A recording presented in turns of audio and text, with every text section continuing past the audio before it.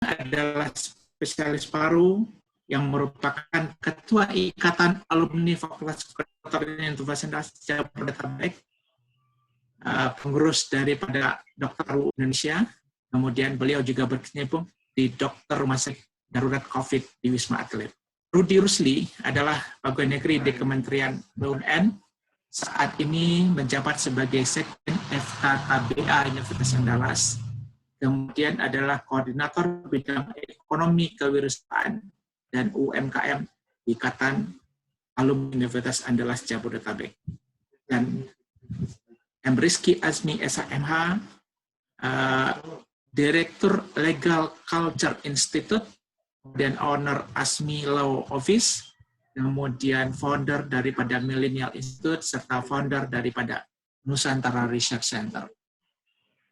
Kami akan mencoba memandu kegiatan ini untuk 1,5 jam ke depan. Kita akan mulai dengan pembicara pertama.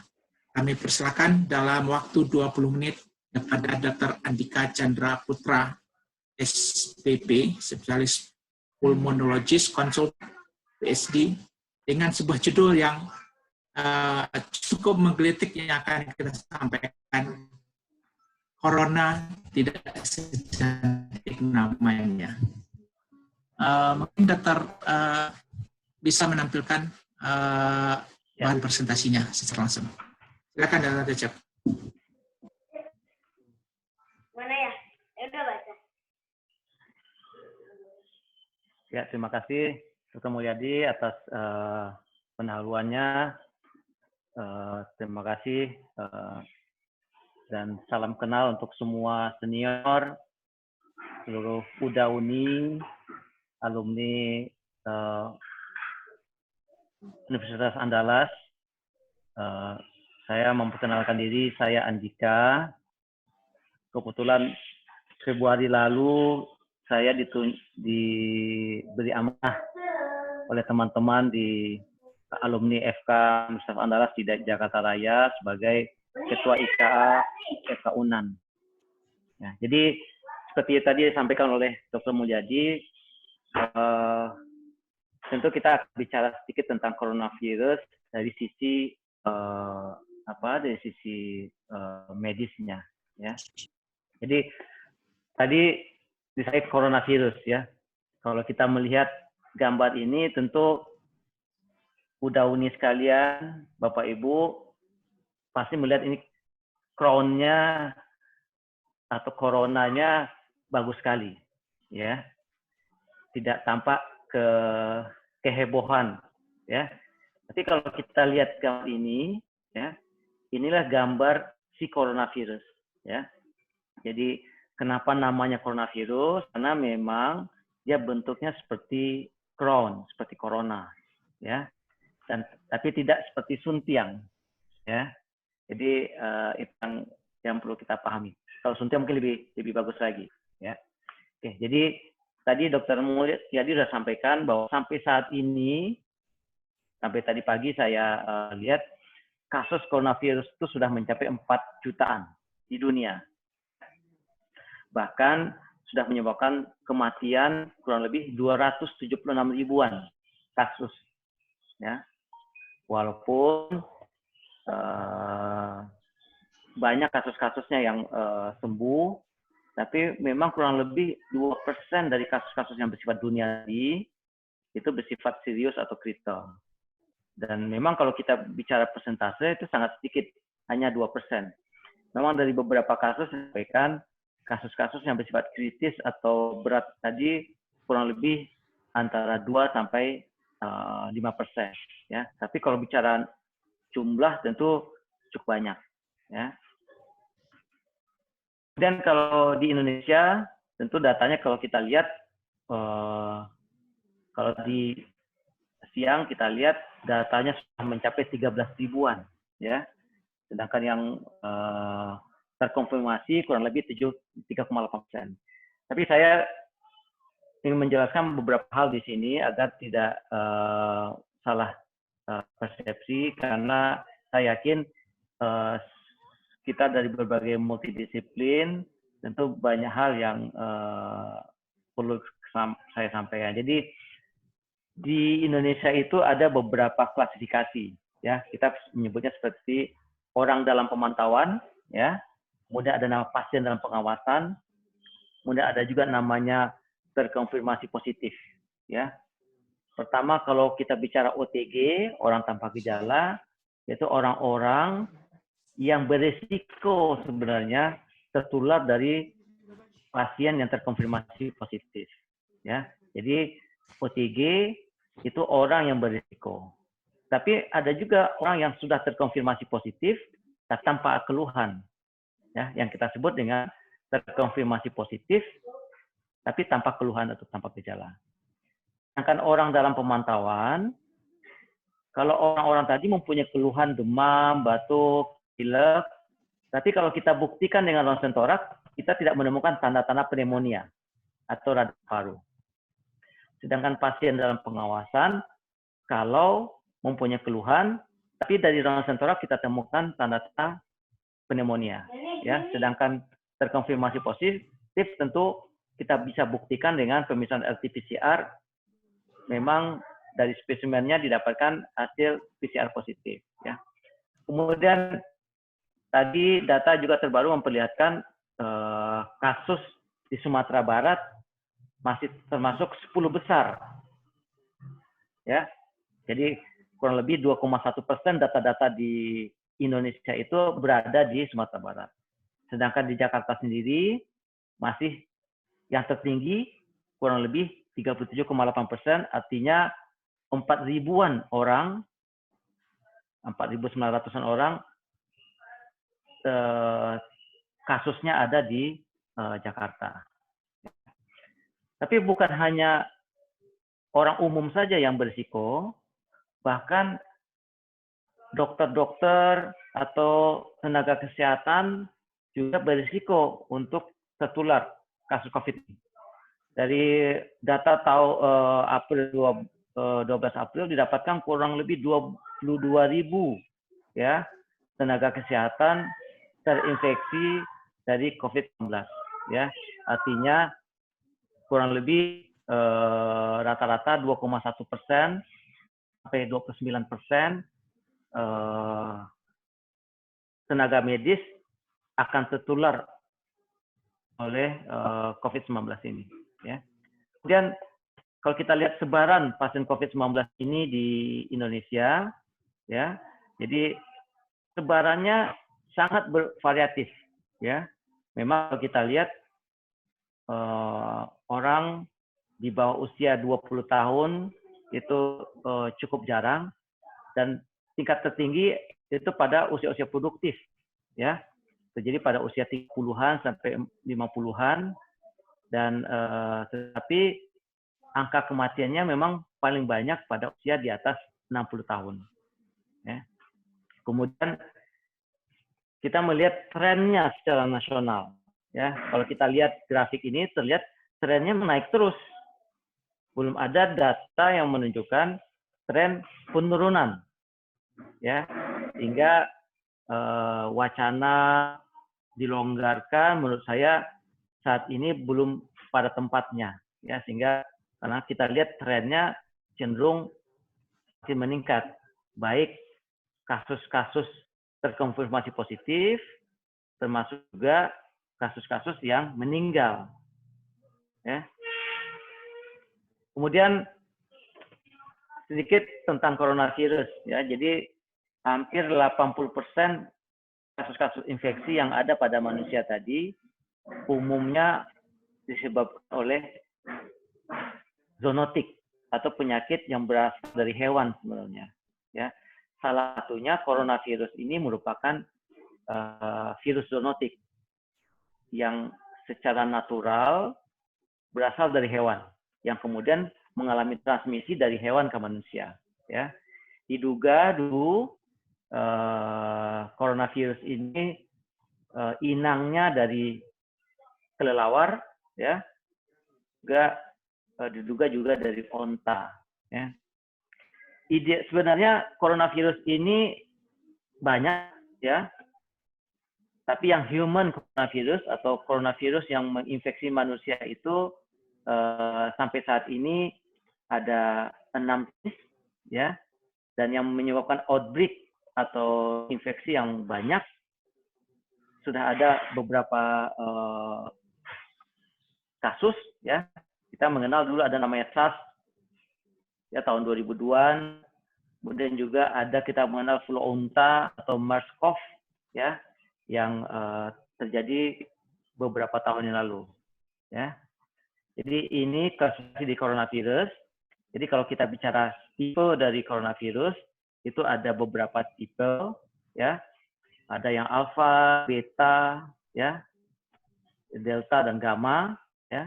Sedangkan yang banyak menyebabkan outbreak atau infeksi di manusia itu masuk kepada golongan beta coronavirus, ya.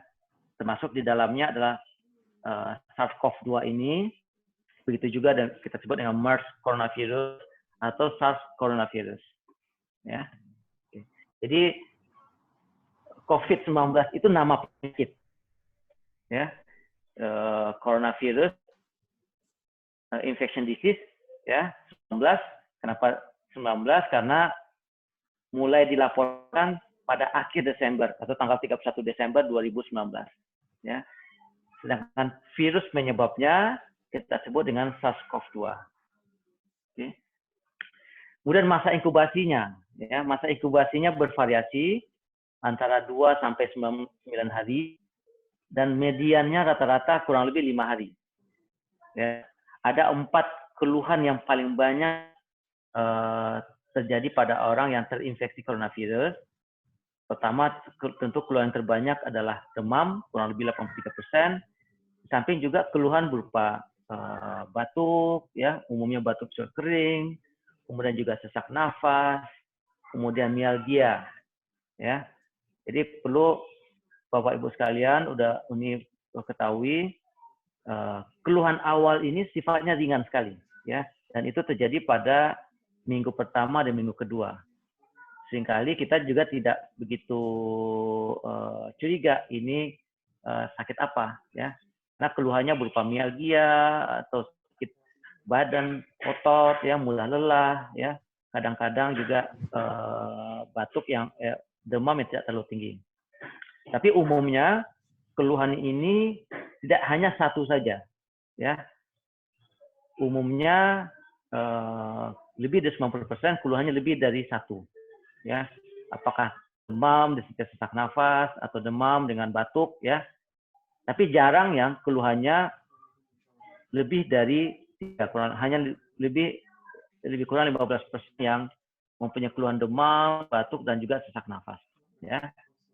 Jadi tadi saya sampaikan onset perjalanan si coronavirus ini atau COVID ini bervariasi, tapi rata-rata keluhan ringannya selama 2 minggu, ya. Kemudian akan masuk pada fase kritisnya, ya, kalau terjadi infeksi pada minggu ketiga bahkan sampai minggu ke-6, ya. Kemudian kalau kita bandingkan dengan masa inkubasi, jadi SARS coronavirus 2 ini kenapa kita sebut SARS coronavirus 2? Karena genetiknya mirip dengan SARS yang pertama dulu, yang tahun 2002 dulu. Jadi sudah ada analisis genetik didapatkan bahwa hampir kurang lebih 80% genetik antara SARS coronavirus 1 dengan SARS coronavirus 2 itu hampir sama. Ya. Sehingga banyak memang diferensi-diferensi yang membandingkan dengan SARS yang pertama. Jadi kalau SARS pertama, masa inkubasinya bervariasi hampir sama antara 2 sampai 14 hari. Ya. Sedangkan manifestasi klinisnya hampir 80% tanpa keluhan atau keluhan ringan. Ya. Nanti kurang lebih 14% sampai 50% keluhannya terjadi pneumonia tadi, apakah pneumonia ringan, sedang maupun berat. Ya. Yang kita takutkan sebenarnya fase kritis atau dalam penyakit kritis itu kurang lebih 4%. Dan kebanyakan kasus kalau sudah masuk pada keluhan kritis ini agak sulit untuk kita survive. Ya. Jadi tentu Bapak Ibu sekalian bertanya, apa itu pneumonia? Ya, jadi pneumonia itu secara bahasa awamnya adalah infeksi akut pada paru-paru. Ya. Yang idealnya paru kita itu ada balon-balon kecil yang kita sebut dengan alveolus. Ya, di sana tempat oksigen masuk, kemudian berpindah melalui pembuluh darah, yang kemudian pembuluh darah akan menyebarnya ke seluruh tubuh. Tapi pada kondisi pneumonia ini, balon-balon kecil tadi terisi oleh cairan, ya, sehingga tentu kalau terisi cairan, proses pengambilan oksigen yang disebut dengan ventilasi dan pindahannya ke darah yang kita sebut dengan proses difusi juga terganggu, yang pada akhirnya berakibat terjadi gagal nafas. Ya, jadi pneumonia ini penyebabnya banyak sekali. Salah satunya coronavirus. Ya, jadi penyebab terbanyak adalah bakteri. Ya, itulah kenapa ada namanya vaksinasi pneumokokus.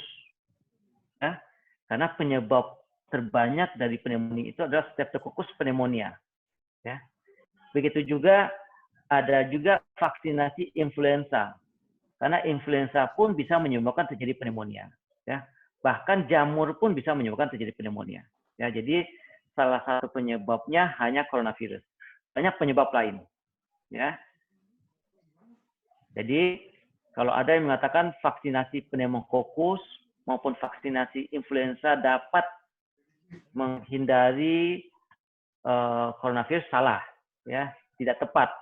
Ya, karena vaksinasi pneumokokus tadi gunanya untuk mencegah infeksi dari bakteri pneumokokus, sedangkan yang influenza untuk mencegah infeksi dari influenza. Ya.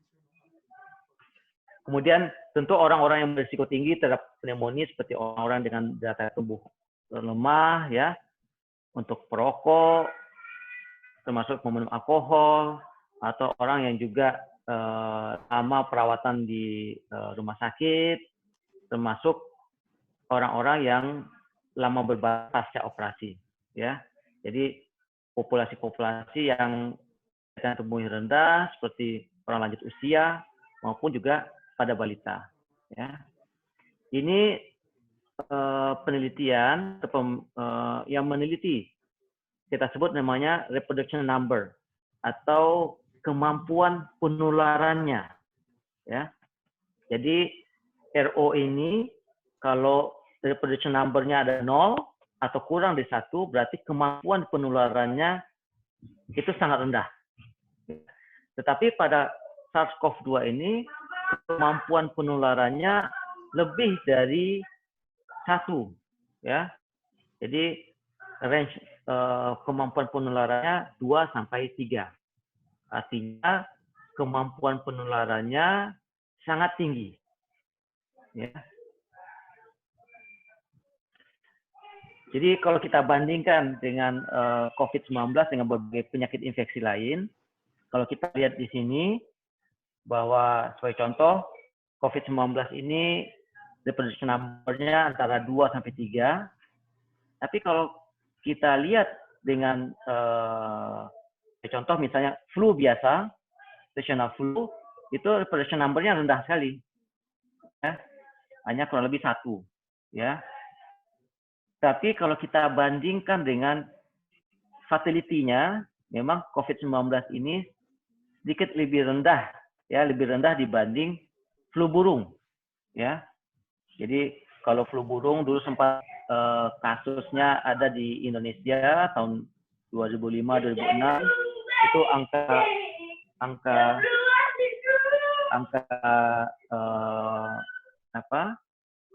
kematiannya cukup tinggi, ya. Sedangkan SARS-CoV-2 ini itu case fatality rate-nya di dunia kurang lebih 6% saat ini, ya, dan di Indonesia kurang lebih 8 sampai 9%, ya. Kemudian kalau kita bandingkan juga dengan flu, ya, memang case fatality rate-nya juga jauh lebih tinggi, ya. Begitu juga dengan masa inkubasinya, ya. Jadi flu biasa tidak sama dengan COVID-19, ya. Kemudian kalau kita lihat variasi dari kenapa kasus-kasus yang meninggal karena COVID-19, memang seiring dengan bertambahnya usia, resiko kematian pun meningkat, ya. Jadi memang ada beberapa kondisi khusus pada COVID-19 ini, pada anak-anak itu jarang yang terinfeksi, ya. Kalaupun terinfeksi, keluhannya pun ringan, ya. Ada beberapa teori kenapa pada anak-anak itu agak jarang. Salah satunya mungkin karena respon imun. Di samping juga pada anak-anak resiko tertular karena travelingnya yang cukup rendah dibanding pada usia yang produktif yang kita sampaikan tadi, antara 30 sampai 50 tahun, yang angka travelingnya cukup tinggi sehingga resiko tertularnya sangat besar, ya. Kemudian juga kondisi-kondisi penyakit yang kita sebut dengan komorbid seperti penyakit jantung, diabetes, ya, termasuk juga penyakit paru, merupakan faktor risiko untuk si COVID-19 ini menyebabkan keluhannya menjadi berat, ya. Dan memang laki-laki lebih besar risikonya tertular dan meninggal karena COVID-19 dibanding perempuan, ya. Salah satu alasan mungkin, ya, karena risiko tertular tadi, dan juga secara imun memang laki-laki lebih rendah dibanding perempuan, ya. Kemudian ya, Dr. Mol, kemudian kalau kita bandingkan dengan SARS-CoV-2, case fatality rate-nya atau angka kematiannya sebenarnya yang SARS-CoV yang pertama itu jauh lebih tinggi sebenarnya, ya. Jadi yang SARS-CoV yang pertama itu angka fatality rate-nya antara 10 sampai 15%, ya. Tapi pada MERS-CoV atau flu unta itu jauh lebih tinggi lagi, ya. Itu kurang lebih 30 sampai 35%, ya. Jadi itu sebagai pembanding kalau kita bandingkan antara sesama famili dari coronavirus, baik itu SARS-CoV-2, SARS-CoV-1 maupun MERS-CoV, ya. Jadi tips yang penting bagi masyarakat yang paling penting harus kita pahami, tentu kita melakukan tindakan-tindakan yang dianjurkan, ya. Karena SARS-CoV-2 ini sifatnya sangat dinamis, ya. Banyak hal-hal yang selama ini tidak kita ketahui, ya, dan itu masih misteri. Tapi hal yang paling sudah kita ketahui adalah pola hidup sehat itu paling penting, ya. Jadi kita rajin cuci tangan, ya, kita menggunakan masker, kemudian istirahat cukup, kemudian konsumsi makanan-makanan yang bergizi dan sehat, dan juga menghindari rokok, itu yang terpenting, dan itu sudah kita pahami, ya. Jadi ada kata-kata bijak sebenarnya, ya. Jadi ignorance itu, kalau kita ignorance tentu itu akan mendekat kita kepada kematian, ya. Jadi kalau kita lihat saat ini di masyarakat kita, bahkan terutama di Jakarta, di jalanan yang ramai, ya, jadi ignorance itu yang akan berakibat si virus ini akan terus meningkat, ya. Mungkin demikian, Dr. Mol, dari saya. Assalamualaikum warahmatullahi wabarakatuh. Waalaikumsalam warahmatullahi wabarakatuh. Terima kasih, Dr. Andika. Mungkin slide boleh dikeluarkan. Slide Dr. Andika. Ya.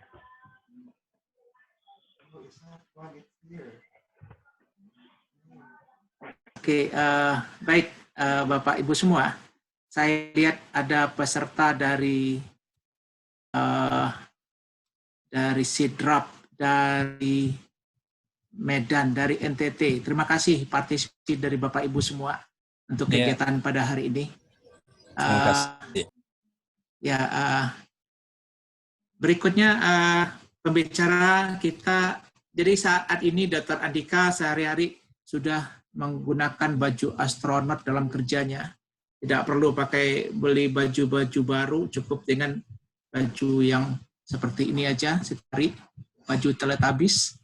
Kemudian untuk prosedur-prosedur lainnya ya terjadi suuzon kepada semua pasien sehingga harus dibatas-batasin lah semuanya. Kita ingin lihat dari sisi ekonomi, kemudian dari sisi hukum. Mungkin saya akan perkenalkan sekaligus dua pembicara ini. Yang pertama, Saudara Rudy Rusli akan berbicara impact ekonomi akibat kondisi lockdown yang terjadi ini. Ini contohnya pakai moge, tapi akan bisa jadi akan berubah menjadi seorang driver ojek, atau modelnya Vietnam yang harus membatasi jarak satu sama lain dalam untuk tetap perekonomian bisa jalan. Kemudian pembicara ketiga kita adalah Saudara M. Rizky Asmi. Kira-kira putus penyebaran dengan cara physical distancing di rumah saja. Kalau melanggar, apakah ada implikasi hukumnya? Apakah bisa dihukum di sini? Ini kita lihat. Ini anekdotnya kehidupan Indonesia sekarang itu sudah sama dengan burung dikurung, disemprot, terus dijemur katanya gitu lah.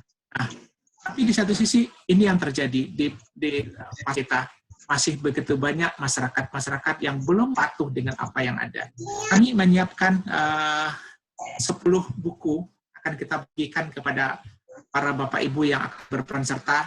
Ini buku yang sedang dipersiapkan oleh Dr. Andika Chandra untuk konsumsi awam, tanya jawab tentang COVID-19, sehingga kita bisa memahami. Yang paham lebih profesional, yang awam akan lebih paham tentang COVID-19 ini. Kita akan lanjutkan dengan presentasi berikutnya yang disampaikan oleh Bapak Rudy Rusli dengan judul seperti ini, perekonomian UKM, sebuah tantangan akibat COVID ini. Saya persilakan Pak Rudy untuk memulai 20 menit depan. Bismillahirrahmanirrahim. Assalamualaikum warahmatullahi wabarakatuh. Terima kasih Uda Mulyadi Mukhtar, Ketua IKA Unan Jabodetabek yang ini juga berperan sebagai moderator dalam seminar online Jabodetabek Sharing Club ini. Salam hormat untuk Uda Uni sekalian yang mengikuti kegiatan ini. Ada tercatat 75 partisipan di sini. Salam hormat juga kepada Uda Andika yang sudah memberikan presentasi tadi, kepada ada M. Rizky Asmi yang juga akan nanti menyampaikan presentasinya.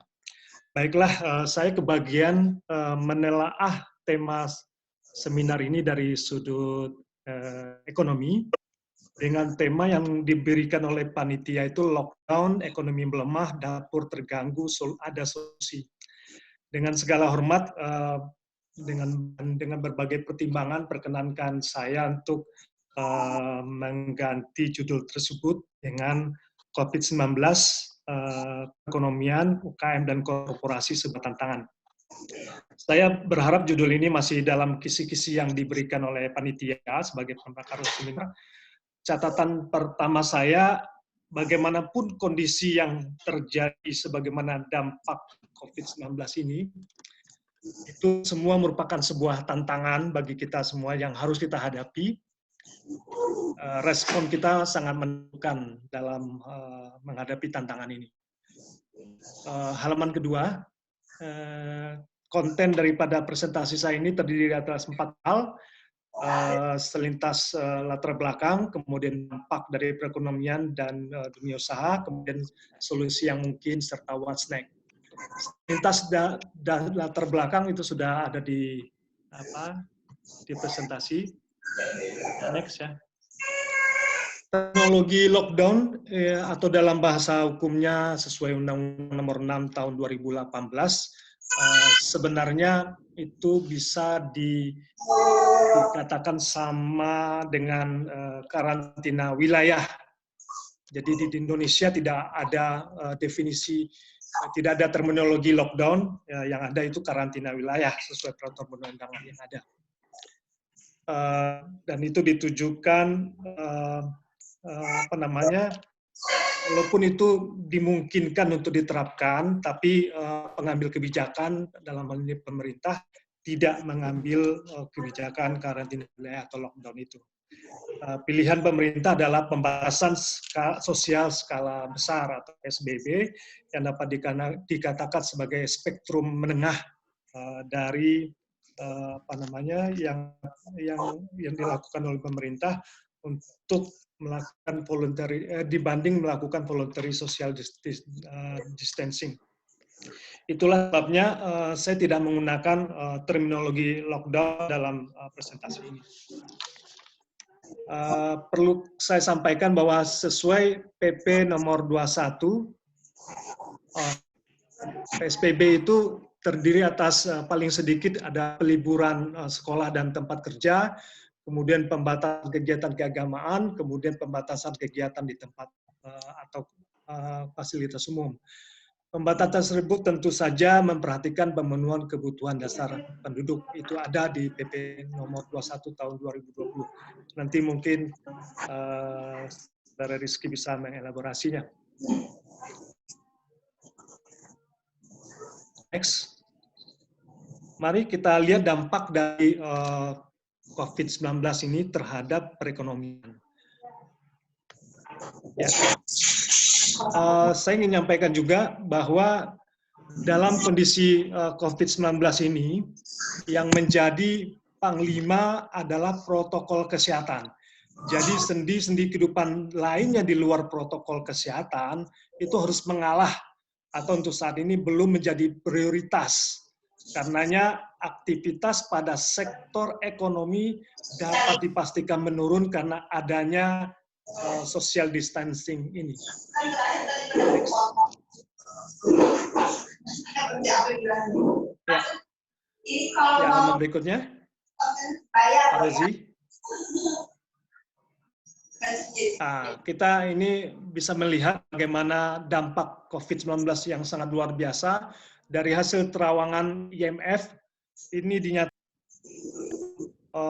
COVID-19 ini bagi IMF disebut sebagai the Great Lockdown, sebuah lockdown yang sangat besar dan berpengaruh besar, dan itu diproyeksikan akan menimbulkan pertumbuhan minus 3% dari pertumbuhan ekonomi dunia, dan itu lebih besar dampaknya dibanding krisis ekonomi dunia tahun 2008-2009 lalu.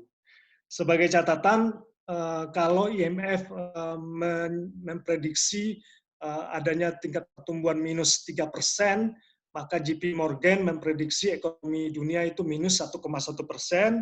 Kemudian Economist Intelligence Unit, sebuah agen ekonomis yang ada di London, memprediksi ekonomi dunia minus 2,2%. Kemudian Fitch, sebuah perusahaan rating internasional, memprediksi ekonomi dunia itu minus 1,9%. Jadi proyeksi IMF yang minus 3% merupakan proyeksi yang sangat tinggi dibanding proyeksi lembaga lainnya. Next. Sebenarnya kalau diikuti terawangan IMF, maka sebenarnya IMF telah melakukan koreksi terhadap forecast-nya atau proyeksinya di awal tahun 2020.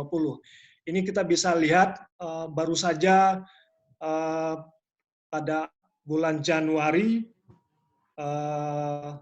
IMF itu memprediksikan ekonomi dunia itu tumbuh pada 2020 ini sebesar 3-4%, tapi kemudian di bulan April, tanggal 14 April harus dikoreksi sehingga menjadi minus 3%. Dan itu juga berlaku pada perekonomian beberapa negara seperti Amerika, China, Jepang, dan Jerman. Yang kita lihat sangat menderita yaitu perekonomian Amerika yang diperkirakan tumbuh pada tahun 2020 ini sebesar 2%, malah dengan adanya dengan COVID-19 ini diproyeksi menjadi minus 6%.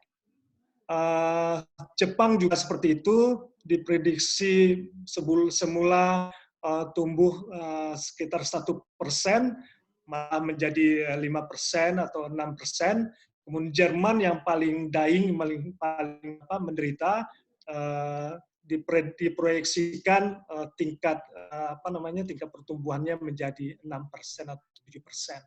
Cina diproyeksikan masih berjaya, masih positif di sekitar 1-2%.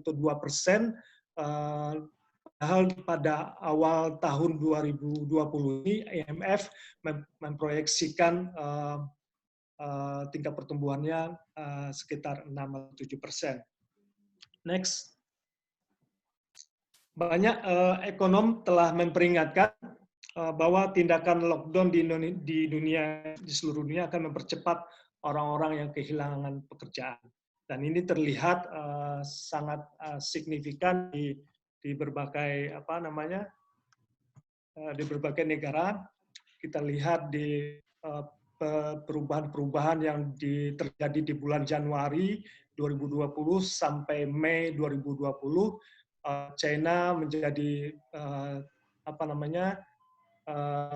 persentase penganggurannya menjadi 5,9%, Australia 5,2%, Jerman 5%, Amerika sendiri cukup tinggi kenaikannya, menjadi 4,4% dari 3 sekian persen.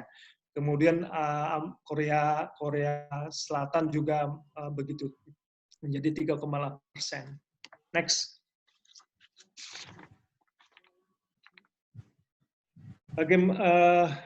Bagaimana dengan dampak COVID-19 terhadap perdagangan? Kita bisa melihat bahwa akibat dari COVID-19, maka perdagangan global akan melambat dan diperkirakan akan lebih lanjut terbebani pada tahun ini.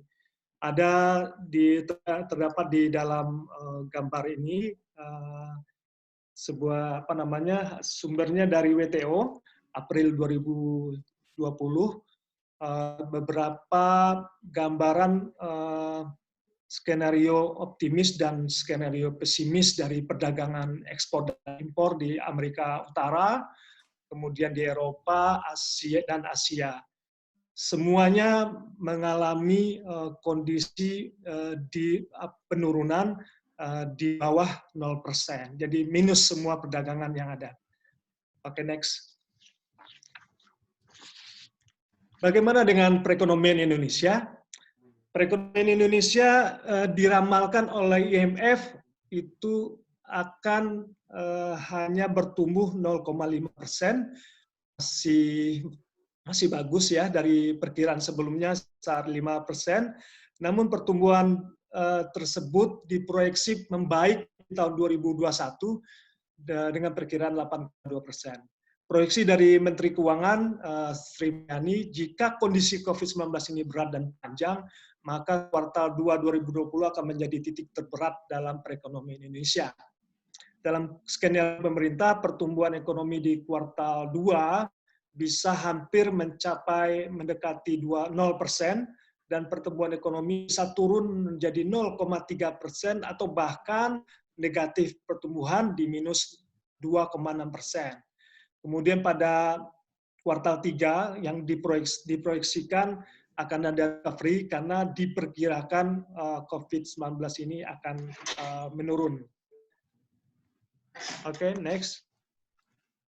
Dampak COVID-19 bagi dunia usaha. bagi pengangguran ya, bagi pengangguran ternyata pengangguran Kementerian Keuangan memproyeksikan tingkat pengangguran terbuka di tahun 2020 ini berada di kisaran 7,3% sampai 9%, skenario berat dan skenario sangat berat.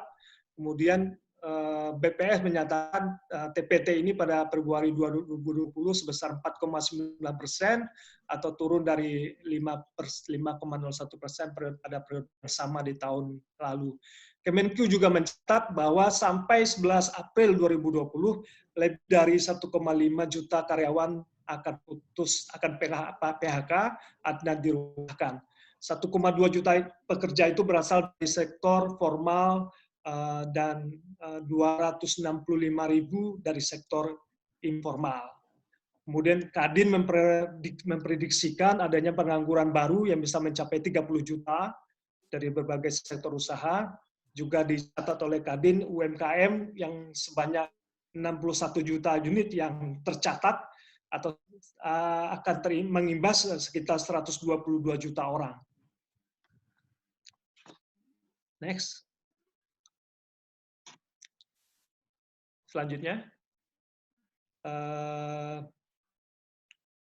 kemiskinan ya, kemiskinan yang ada di Indonesia menurut Indef diprediksikan bahwa ada 15 juta orang akan jadi masyarakat rentan miskin atau jatuh di bawah garis kemiskinan. KOR Indonesia memprediksi 5,1 sampai 12,3 masih di bawah dari Indef akan menjadi miskin akibat pandemi ini.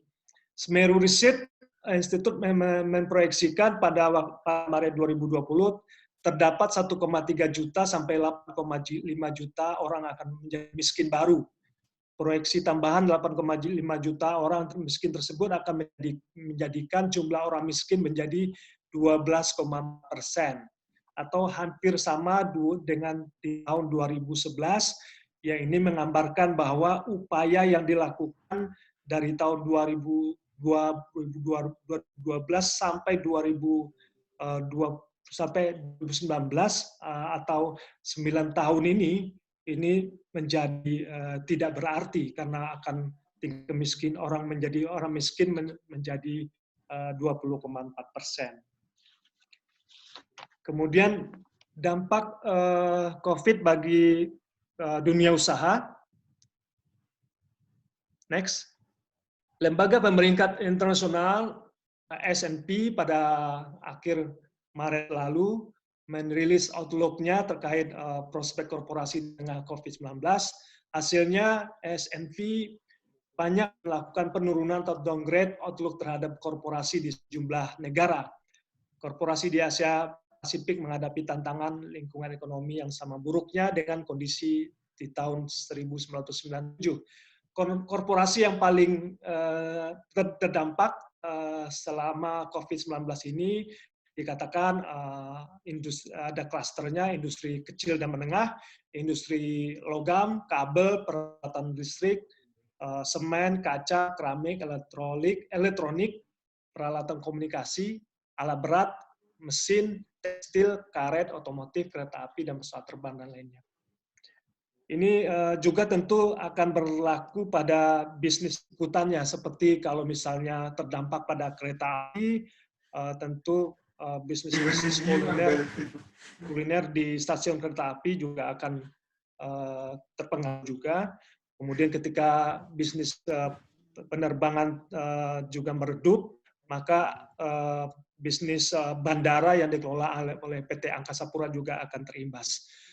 Kemudian kita sampai pada solusi yang memungkinkan. Ini solusi yang memungkinkan bagi usaha kecil. Bagi usaha kecil atau industri rumahan yang terdampak COVID-19, dianjurkan untuk bisa memanfaatkan media sosial untuk membangun dan mempromosikan bisnisnya, kemudian memastikan likuiditas atau cash flow-nya terjaga dengan baik, kemudian melakukan rencana ulang terhadap potensi pendapatan dan berusaha semaksimal mungkin memangkas anggaran biaya, kemudian selalu memonitor transaksi bisnis dan selalu memperhatikan kondisi stok yang ada. Next, bagi korporasi dalam hal ini BUMN ataupun swasta, maka hal-hal yang bisa dilakukan sama dengan tadi. Pertama, dia harus mengamankan likuiditasnya. Perlu ada cash management di sini, kemudian menentukan strategi bisnis yang tepat, ada contingency plan, kemudian melakukan upaya proaktif untuk berkomunikasi dengan stakeholder, bisa itu kreditur, otoritas pajak, dan supplier utama. Ini dalam pengertian bisa melakukan rescheduling terhadap utang misalnya, mengurangi tekanan atau beban dari biaya-biaya yang dikeluarkan. Kemudian kepada otoritas pajak bisa juga mengurangi pajak yang ada. Kemudian kepada supplier utama juga dalam rangka menata supply chain yang lebih sesuai dengan kondisi saat ini. Kemudian perlu dilakukan juga kebijakan yang tepat untuk karyawan. Dalam hal ini mungkin kalau misalnya perusahaannya sudah sangat dying, ya tidak ada upaya lain kecuali kita berupaya memangkas biaya-biaya yang ada, termasuk terkait dengan karyawan, bisa dengan dirumahkan, bisa dengan dilakukan PHK. Tapi PHK itu adalah jalan terakhir yang bisa dilakukan. Kemudian di dalam korporasi itu perlu ada dibentuk tim manajemen krisis, kemudian perlu adanya strategi marketing yang baru. Oke, selanjutnya kita bisa melihat juga. 2 menit lagi ada. Oke, terima kasih. Next. Raden Perdede itu dalam rilisnya kemarin menyampaikan adanya beberapa tahapan roadmap yang diperkirakan dapat dijalankan tanggal 1 Juni sampai 27 Juli. 5 tahapan yang diusulkan atau diinisiasi oleh Raden Perdede itu semua bergantung pada kondisi berhasilnya penurunan kasus COVID-19 ini. Kemudian what's next?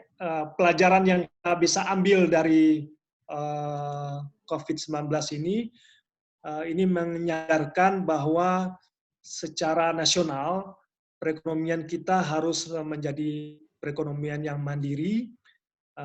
Kita pernah mendengung-dengungkan pada masa Orde Baru adanya swasembada yang sampai saat ini masih belum sepenuhnya bisa kita lakukan.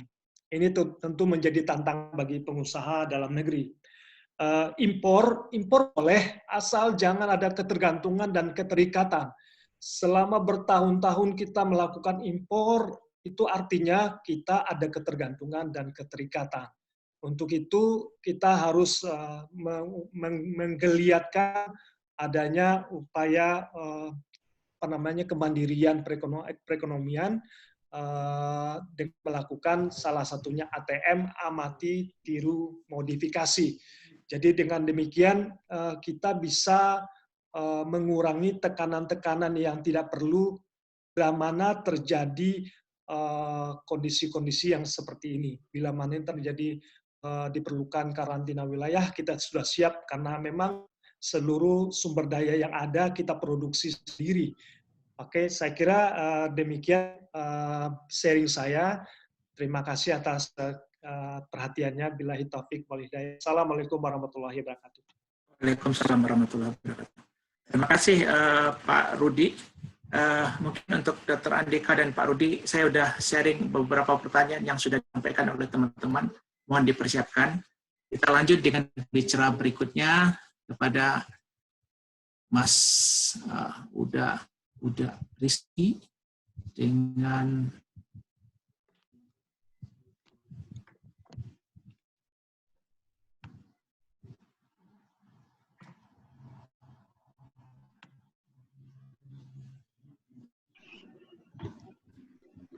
bisa share screen dah? Bisa Ya, share screen, oke. Silakan. Ya. share screen sendiri.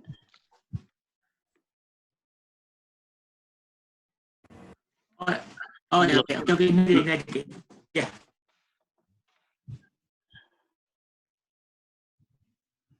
Oke. ini aja boleh. Ini aja Ki. Jadi biar nggak ganti-ganti. Ini aja. Lanjut aja presentasi. Ya, Assalamualaikum warahmatullahi wabarakatuh. Assalamualaikum. Selamat siang. Terima kasih kepada Uda Mulyadi selaku Ketua IKA Unan Jabodetabek yang sudah memberikan kesempatan dan waktunya untuk kami memberikan sedikit cerita menjelang ngabuburit ya udah. Kemudian salam hormat untuk Uda Andika dan salam hormat untuk Uda Rudi dan salam untuk semua audien yang ada di sore hari ini. Izinkan saya untuk menyampaikan beberapa tanggapan dan analisis yang sebenarnya sudah kami lakukan dari lembaga penelitian kami, Legal Culture Institute, yang sudah kita publikasikan ke beberapa media juga terkait dengan persoalan-persoalan penegakan hukum di masa COVID-19. Dan izin udah, ini judulnya agak ngen sedikit sudah. Ya. Jadi judulnya itu adalah penegakan hukum dilanda pandemi COVID-19. Jadi penegakan hukumnya yang menjadi persoalan ya di saat pandemi COVID-19. Karena ada beberapa faktor nanti yang akan kita share dan kita sampaikan. Mungkin salah satunya adalah shocking shock ya. Jadi keterkejutan dunia terhadap persoalan pandemi COVID, termasuk juga Indonesia yang sampai hari ini juga masih membingungkan mau menerapkan kebijakan seperti apa di Indonesia. Next.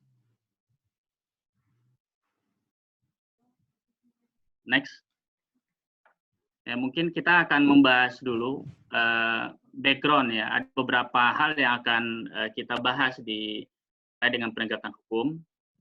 Ya. Pada pertama kita menjelaskan bahwa sebenarnya kedaulatan hukum itu adalah kedaulatan tertinggi. Terkait dengan persoalan kedaruratan dan kebencanaan, kita melihat bahwa bencana ini ya keselamatan terhadap umat manusia adalah hukum tertinggi. Nah, Rizky, saya melihatkan bahwa ada beberapa adegium yang ternyata sampai hari ini menjadi relevan di saat penerapan PSBB yang dilakukan oleh pemerintah sampai hari ini. Nah, data per 8 Mei tahun 2020, nah ini kita melihat sebenarnya ini data real, walaupun kalau kami dari akademisi hukum melihat bahwa data ini adalah data sosial yang bisa kami ambil untuk membuat sebuah regulasi terkait dengan sosiologi hukum. Jadi konteks hukum itu sebenarnya tidak berdiri sendiri, karena segala sesuatunya pasti kita melihat dari mana, atau asbabun nuzulnya dari mana. Barulah kita akan menyusun regulasi, dan kemudian kita menggunakan berbagai azas, termasuk azas kepastian hukum dan keadilan bagi masyarakat. Nah, terkait data yang terlihat hari ini, bahwa kita bisa menyimpulkan beberapa kebijakan pemerintah ternyata belum terkonfirmasi dengan baik, karena setiap hari ada penambahan kasus yang sangat luar biasa, sampai dengan persoalan-persoalan yang lebih kecil di masyarakat. Tidak hanya persoalan kesehatan, tetapi juga terjadi persoalan ekonomi yang disampaikan oleh Uda Rudi tadi, dan kemudian juga terjadi persoalan konflik sosial di masyarakat. Hari ini yang berbahaya adalah ketika norma-norma yang hidup di masyarakat itu hancur dan tercabik. Karena semua orang saling curiga. Untuk pemakaman jenazah saja misalnya, ya ada berbagai hal yang bermasalah. Orang tidak mau mendekati jenazah, misalkan, walaupun memang itu tergantung dengan protokol keamanan. Tetapi tata cara dan kemudian perubahan-perubahan sikap masyarakat itu menjadi sesuatu yang krusial. Nah, mungkin setelah itu ada latar belakang tadi yang kemarin saya ambil beberapa instrumen-instrumen dari negara lain. Bagaimana penambahan dan pengurangan terkait dengan kasus-kasus COVID-19. Mungkin di awal dulu slide-nya. Yang dari awal slide-nya. Kami mencoba untuk meng-compare, ya ini menjadi sebuah logika saja, ya. Misalkan di awal terjadinya krisis pandemi COVID-19 ini, beberapa negara yang dulu ada di urutan tertinggi, seperti yang dilakukan oleh beberapa negara ya terkait dengan lockdown, rata-rata sudah turun semua. Nah, tinggal Indonesia memang berada di peringkat tengah, ya, atau di middle-nya. Dan next, lanjut. Ini adalah dasar adagium hukum ya, solus populi esma. Lanjut. Lanjut. Ini datanya, ya Indonesia berada di peringkat tengah. Kemudian ini data atas dan data bawah. Kita lihat ternyata negara-negara lain itu juga sudah mulai terjadi penurunan, kecuali negara-negara yang agak membandel ya. Ada negara-negara yang tidak melakukan lockdown, atau negara-negara yang tidak melakukan karantina wilayah secara full, itu tidak akan bergerak kepada posisi yang bagus. Dan ini bukan persoalan kesehatan saja, kan ini karena persoalan regulasi dan pembatasan yang dilakukan oleh pemerintahnya. Atau kata lain, bisa dikatakan sebagai sebuah kebijakan hukum yang harus tegas, dan kebijakan hukum yang harus ajak dan bisa dipahami oleh seluruh masyarakat. Nah, ini peta awal penyebaran di Indonesia. Ini kita melihat sebenarnya simple. Kalau dari kacamata hukum, Undang-Undang 6 tahun 2018 sebenarnya sudah bisa mengakomodir seluruh kebijakan-kebijakan untuk penutupan. Ya, penutupan agar pandemi COVID-19 ini tidak masuk lebih cepat ke Indonesia. Nah, kita lihat seluruh kasus-kasus yang ada itu adalah kasus bawaan dari luar negeri. Tidak kasus yang terjadi di transmisi lokal. Nah, kalau kita lihat di Undang-Undang 6 tahun 2018, huruf dari undang-undang tersebut adalah desakan dari WHO untuk bisa merealisasikan IHR, International Health Regulation tahun 2005. Karena mereka melihat bahwa kita tidak ada undang-undang yang ajak terkait dengan karantina kesehatan. Nah, undang-undang ini sebenarnya juga menjadi problematik ya, karena Undang-Undang 6 tahun 2018 hanya mengubah 2 undang-undang saja terkait dengan Undang-Undang Karantina Laut dan Undang-Undang Karantina Penerbangan. Sehingga wajar saja pemerintah hari ini bingung untuk menetapkan apa yang dilakukan terhadap transmisi lokal yang terjadi pada pandemi COVID-19 ini. Karena Undang-Undang tahun 2018 itu ruhnya adalah menutup akses dari luar dan ke dalam dan keluar. Nah, arusnya adalah arus transportasi. Lanjut. Next. Nah, kemudian kita juga coba menyajikan bahwa sebenarnya ini adalah inti persoalan dalam pembuatan regulasi. Ya, dalam meretas berbagai kebijakan terkait dengan kebutuhan-kebutuhan masyarakat. Nah, kalau kita kembali dalam pelajaran dasar kita di hukum, di pengantar ilmu hukum, ada 4 norma sebenarnya yang bisa dijalankan oleh pemerintah hari ini terkait dengan PSBB. Jadi tidak selalu melulu kita bicara hukum. Karena hukum itu ibarat obat yang bisa kita berikan pada akhir persoalan. Atau bahasa lainnya ada ultimum remedium, atau obat terakhir. Atau kata lain, ada adagium mengatakan bahwa racun di ekor. Bahwa hukum itu adalah upaya terakhir. Jadi upaya awal yang bisa kita lakukan adalah memaksimalkan norma-norma yang hidup di masyarakat. Misalkan norma agama, ya, kalau bicara tentang persoalan kesehatan, sebenarnya dari awal sudah disampaikan jauh lebih valid dan bagus dalam konteks keagamaan. Bagaimana kita bersih adalah sebagian dari iman, misalkan. Ini kan bentuk dalam memagari sebuah kebijakan. Kemudian norma kesusilaan, kemudian norma kesopanan. Ini menjadi norma-norma yang hari ini harus kita terapkan.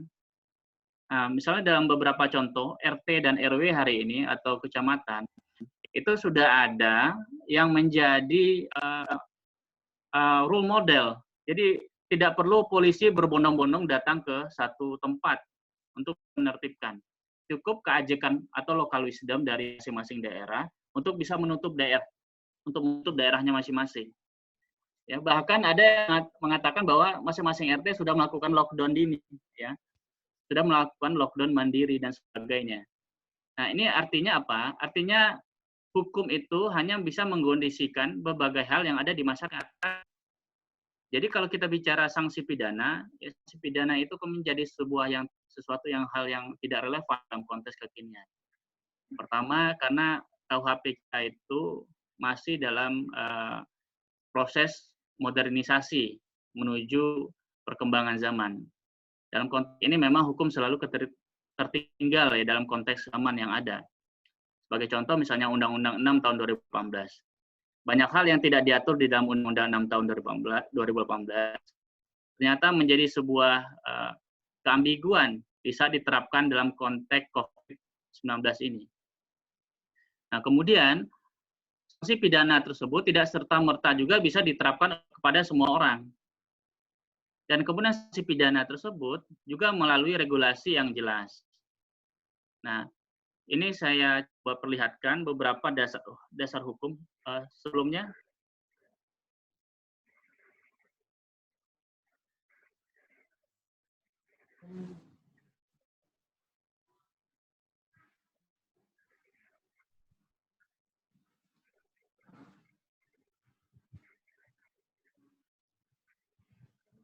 Halo, Rizky.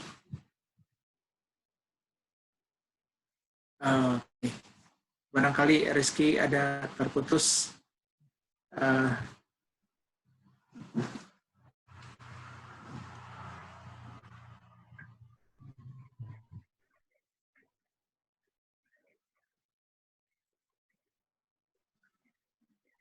Halo, Rizky. Baik, Bapak Ibu peserta semua. Sementara Saudara Rizky trouble, ini kami sudah menerima banyak pertanyaan, baik yang ditujukan kepada Dr. Andika ataupun Bapak Rudi. Mungkin kita bisa mulai aja pertanyaan dulu, nanti kalau Saudara Rizky bisa bergabung, kita akan lanjutkan dengan pertanyaannya. Kita mulai dengan Dr. Andika. Dr. Andika, oke. Baik, ini saya juga share ke handphonenya Andika. Ini ada beberapa pertanyaan dari Pak Irzan. Bertanya apakah penderita yang sudah dinyatakan dari COVID-19 bisa menjadi kebal terhadap COVID-19. Jadi imun terbentuk ya. Kemudian bagaimana proses pemberian asuhan gizi pada pola asuh pada pasien suspek COVID-19 dari Muhammad Fakih. Kemudian dari Aslul Khitan, orang yang terinfeksi dengan COVID-2 tetapi tidak ada penyakit penyerta atau komorbiditas bisa tidak mengalami gejala ketika berinteraksi dengan orang positif COVID. Mungkin 3 dulu, masih ada 4 lagi buat Dr. Andika. Sementara silakan dijawab yang simpel aja, Dr. Andika. Silakan. Ya, Dr. Mo. Jadi satu tentang kekebalan tubuh setelah terinfeksi. Jadi pertama kita belum tahu pasti, ya. Memang secara teori dengan terinfeksinya virus, tubuh kita akan membentuk antibodi, ya. Tapi yang kita inginkan neutralizing antibody yang sifatnya netral, yang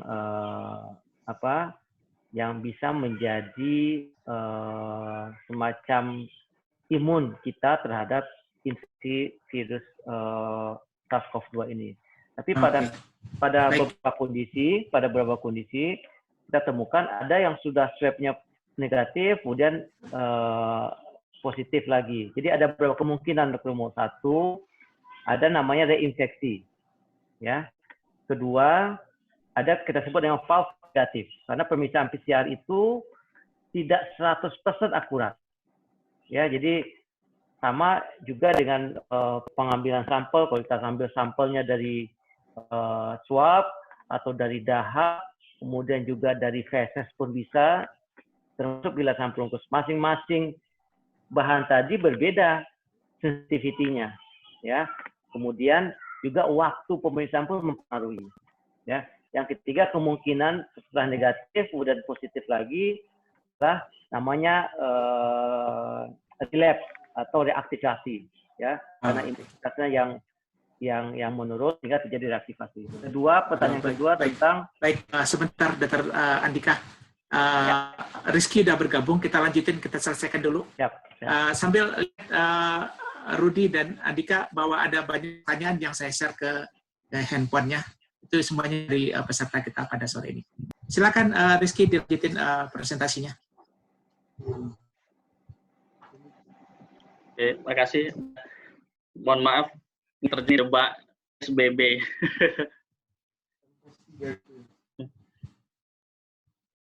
Baik, suaranya dengaran dah? Udah, bagus. Silakan. Oke. Ini latar belakang yang coba kita buat. Jadi terkait dengan persoalan regulasi itu sebenarnya kita sudah telat sekitar 3 bulan untuk menyusun regulasi terkait dengan penanganan COVID-19. Nah, ini ada alurnya, alur penyebaran itu dari bulan Desember itu sebenarnya sudah tahuan ya di Wuhan. Kemudian Januari, Februari itu ada penularan masif di seluruh dunia, terutama Eropa. Kemudian tanggal 11 Maret tahun 2020, WHO menetapkan corona sebagai pandemi yang menular ke seluruh dunia dengan gesit. Jadi di tanggal inilah nama pandemi COVID-19 itu di launching. Kemudian masuk di Indonesia itu berawal dari WNA, warga negara asing Jepang. Ini maksudnya ini adalah awal dari pemerintah mulai sadar bahwa ini adalah kondisi yang darurat. Nah, sebenarnya kalau kita lihat DKI Jakarta itu sudah mulai ngetres selama Januari dan Februari. Ya, mereka sudah melakukan tes lab dan sebagainya. Namun terjadi miskomunikasi dengan Kementerian Kesehatan dan rata-rata hasilnya negatif. Mungkin nanti udah Andika mungkin bisa menjelaskan kenapa hasilnya negatif di bulan Januari itu. Nah, kira-kira seperti ini alurnya. Kemudian di tanggal 28 Februari barulah ya pemerintah Indonesia itu mulai beranjak sadar. Ya.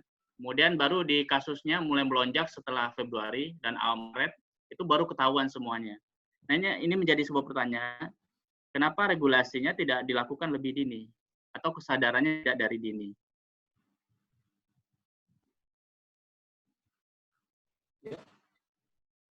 Nah, kemudian ini kebijakan hukumnya.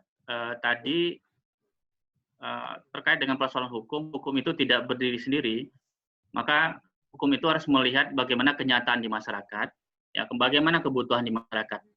Oleh karenanya, refinding gabungan dua aliran dari legisme dan aliran Freilich ini menjadi sebuah opsi yang harus diambil oleh pemerintah seharusnya. Jadi kalau hanya terkait dengan persoalan legisme, itu pemerintah hanya terkait dengan persoalan membagikan sebuah undang-undang. Nah, konteksnya hanya bayar hutang seperti itu. Jadi ada konteks kasus, kemudian pemerintah harus buru-buru nih bikin undang-undang. Padahal konteksnya tidak seperti itu. Nah, kalau konteks hukum yang ada dalam di masyarakat, ini konteksnya harus dari bottom up, dari bawah ke atas. Nah, biasanya akan lama prosesnya. Nah, proses yang ajak itu adalah gabungan di antara dua aliran ini. Nah, olehnya, kehadiran norma-norma yang ada di tengah masyarakat itu menjadi sebuah hal yang harus didorong oleh pemerintah. Tatkala pemerintah terlambat dalam mengeksekusi dalam berbagai regulasi yang ada. Nah, ini dasar hukum percepatan penanggulangan.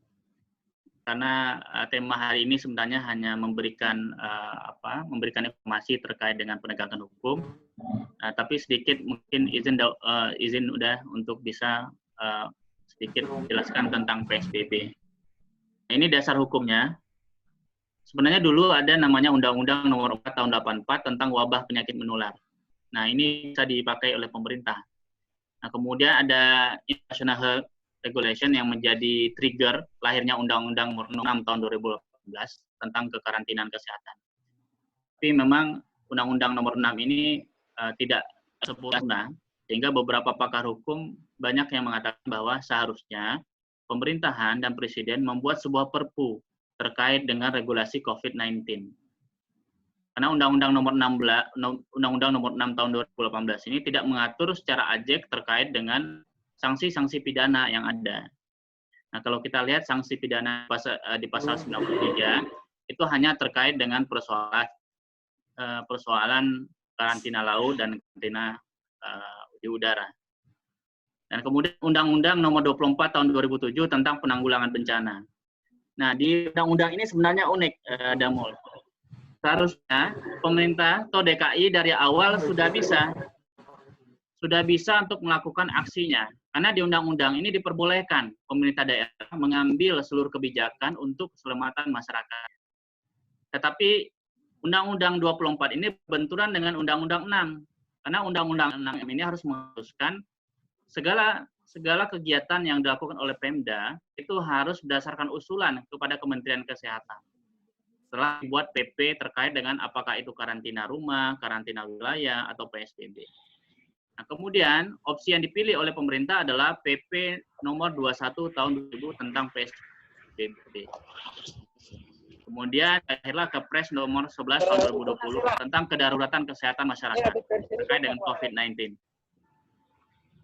Kemudian Perpu nomor 1 tahun 2020 tentang kebijakan keuangan negara.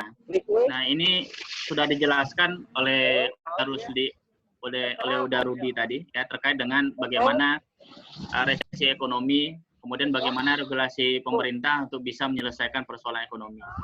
Dan ini menjadi kontroversi juga ya terkait dengan Perpu ini. Kemudian Perpres nomor 54 tahun 2020 tentang perubahan postur dan rincian APBN 2020. Nah, Perpres ini juga bertentangan. Seharusnya dalam merubah postur anggaran APBN itu tidak boleh melalui Perpres, tapi harus melalui undang-undang. Kemudian Perpres nomor 36 tahun 2020 tentang pengembangan kompetensi kerja melalui program prakerja. Nah, ini yang menjadi dilema kita hari ini ya dengan keterlibatan staf sus milenial Presiden. Kemudian maklumat Kapolri nomor 2/3/2020 tentang kepatuhan terhadap kebijakan pemerintah dalam penanganan penyebaran COVID-19. Nah, ini menjadi kontroversi juga kemarin karena terkait dengan pasal-pasal karetnya. Kemudian Permenkumham nomor 11 tahun 2020 tentang pelarangan sementara orang asing masuk wilayah. Ini juga menjadi permen yang kontroversial karena memperbolehkan TKA, sementara di Permen Hub 25 ada konteks repatriasi ya, mengeluarkan WNA dari dalam keluar ya, memasukkan WNI ke dalam sebelum batas waktu PSBB. Nah, kemudian Permendes nomor 6 tahun 2020. 2 menit lagi, Eki. Oke dah. Jadi biar kita lanjut tanya jawab. Silakan dilanjut 2 menit lagi. Oke. Silakan dilanjut 2 menit. Oke. Nah, terkait dengan penanganan COVID dari konteks sanksi pidana, jadi ada 2 sifatnya dalam penanganan PSBB. Pertama adalah sanksi administrasi dan sanksi secara hukum pidana. Terkait sanksi hukum pidana, sebenarnya Undang-Undang Nomor 6 Tahun 2018 tidak mengatur secara ajak terkait dengan persoalan sanksi pidana, tetapi lebih mengatur tentang persoalan sanksi administrasi. Kalaupun ada sanksi pidana dalam Undang-Undang Nomor 6 Tahun 2018, itu hanyalah terkait dengan persoalan karantina laut dan karantina udara. Lebih banyak mengatur bagaimana nakoda, kemudian bagaimana mengatur ABK-nya, kemudian mengatur pilot dan sebagainya. Nah, oleh karenanya, penanganan di PSBB ini lebih menitik beratkan kepada penerapan KUHP, terutama pasal-pasal terkait dengan penugasan polisi di dalam penyelenggaraan COVID-19. Misalkan pasal 211 sampai pasal 218. Barang siapa yang menghalangi petugas, itu dapat dijatuhkan hukuman pidana penjara selama 1 tahun 4 bulan, dan kemudian denda sebanyak 1 juta sampai dengan 1.500.000. Nah, kemudian sanksi pidana berikutnya terkait dengan pasal-pasal karet ya, misalnya pasal penghinaan terhadap penguasa ya, pasal 210 KUHP. Walaupun pasal ini telah diuji di MK ya, tapi ini berubah maknanya menjadi delik aduan. Yang dahulu adalah delik biasa, yang artinya di saat seseorang menghina presiden langsung bisa ditangkap.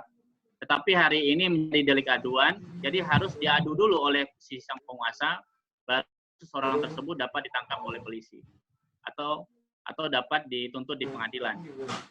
Kemudian terdapat juga pasal 178 yang paling unik.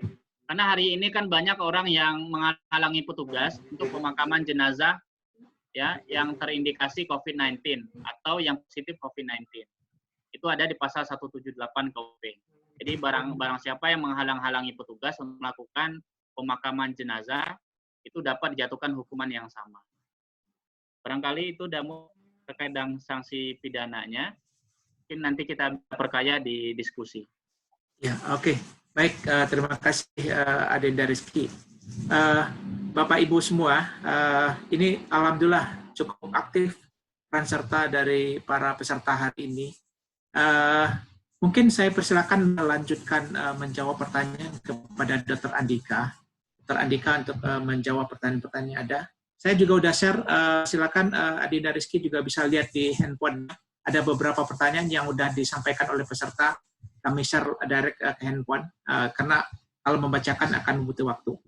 Silakan Dr. Andika untuk hal-hal yang pertanyaan tadi, bagaimana untuk setelah imunitas, masalah gizi, kemudian orang yang terinfeksi SARS-CoV-2 ini pada penyakit komorbiditas bisa tidak mengalami gejala gitu.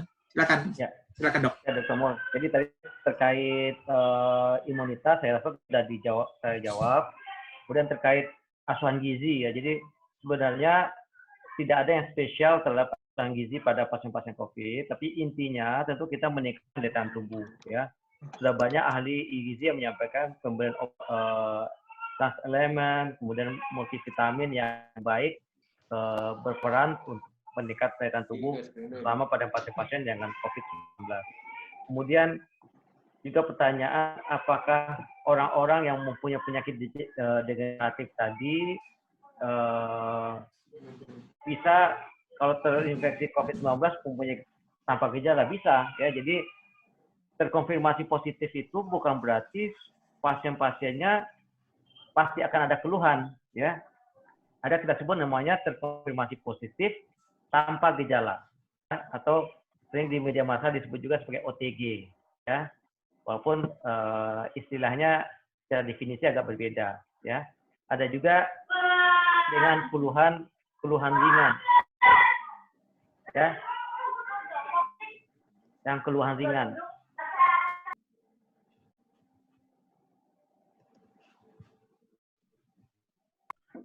Kemudian ada lagi yang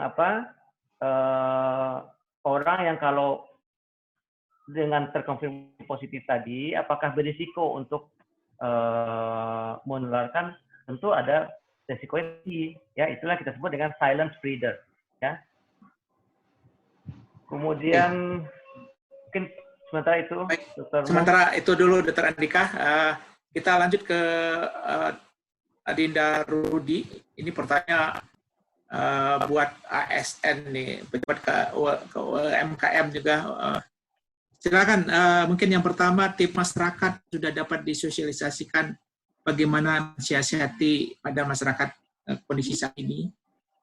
Kemudian ada beberapa hal masalah perekonomian UMKM koperasi dalam kondisi pandemi ini. Silakan Pak Rudi sekalian sambil melihat detail di handphonenya. Ya, terima kasih, Pak Mulyadi.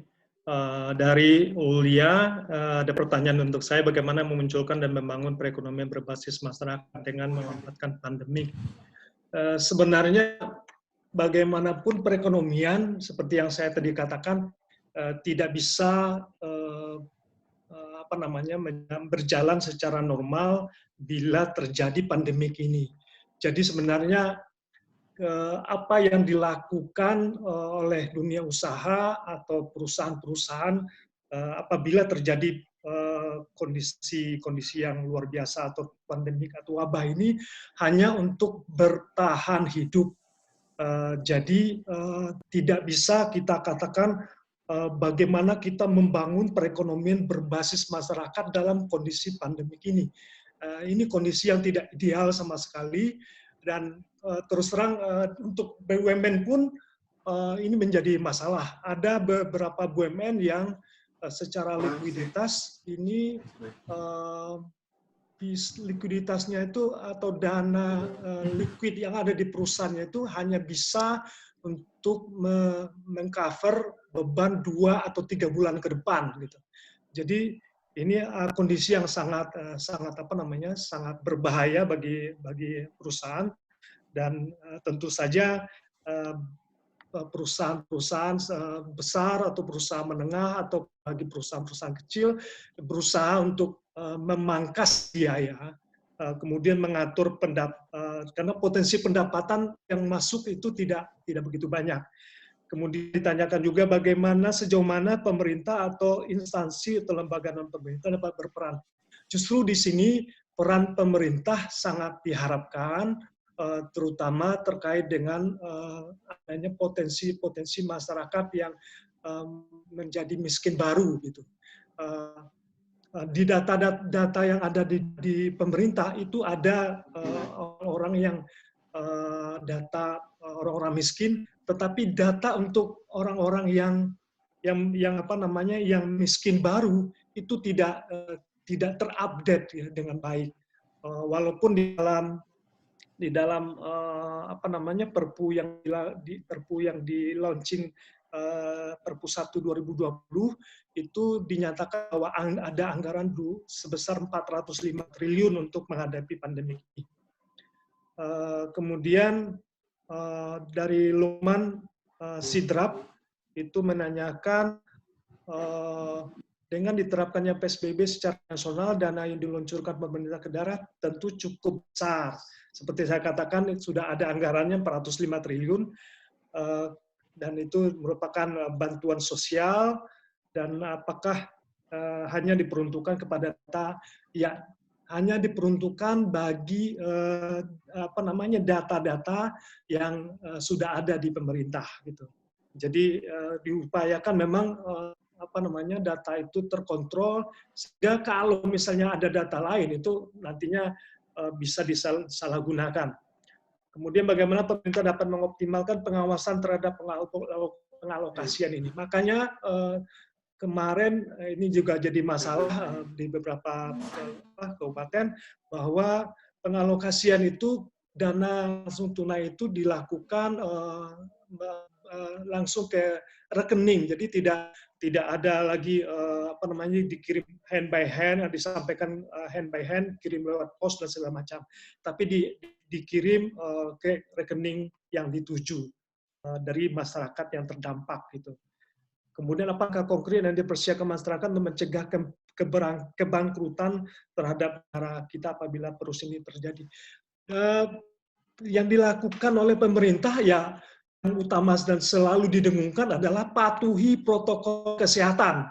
Tidak ada lagi upaya yang lebih dari itu yang disiapkan pemerintah, karena semakin lama semakin masyarakat bisa patuh terhadap protokol kesehatan ini, maka semakin cepat adanya penurunan virus ini, penurunan penyebaran virus, dan ketika terjadi penurunan penyebaran virus, ekonomi bisa berjalan dengan normal kembali.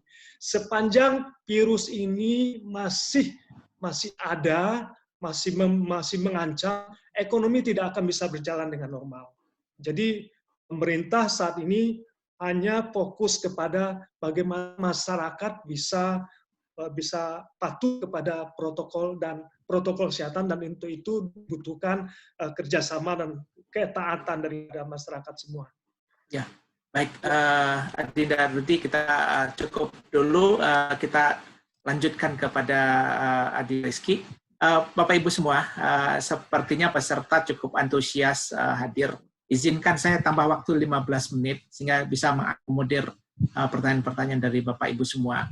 Tetapi kami akan mencoba menjawab. Silakan by email dilakukan kalau ada beberapa pertanyaan ini nanti yang tidak bisa terjawab.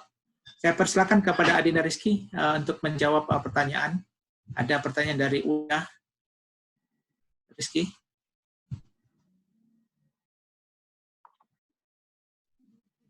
Rizky ada? Oke. Ini enggak nih. Baik, sementara Ya. kita kembali ke Dr. Andika lagi. Rizky ada? Saya ada Pak, yang pertanyaan untuk saya juga, tapi silahkan. Ada, mesti banyak pertanyaannya. Kayaknya memang Adinda Rudi jadi favorit ini. Tapi ini ada beberapa Dr. Andika mungkin disimplifikasi. Pertanyaannya ada yang hampir sama. Mungkin silakan Dr. Andika untuk menjawab pertanyaannya 5 menit. Habis itu kita lanjutin ke Adinda Rudi.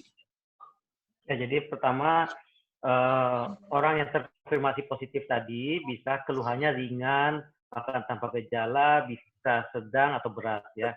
Yang kita takutkan kalau yang berat itu kalau kita sebut namanya ARDS, Acute Respiratory Distress Syndrome. Jadi sudah terjadi inflamasi yang luas di seluruh tubuh kita. Itu yang kita takutkan ya.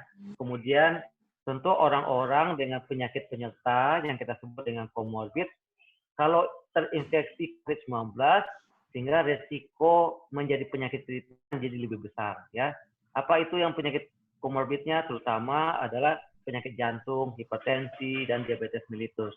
Ya.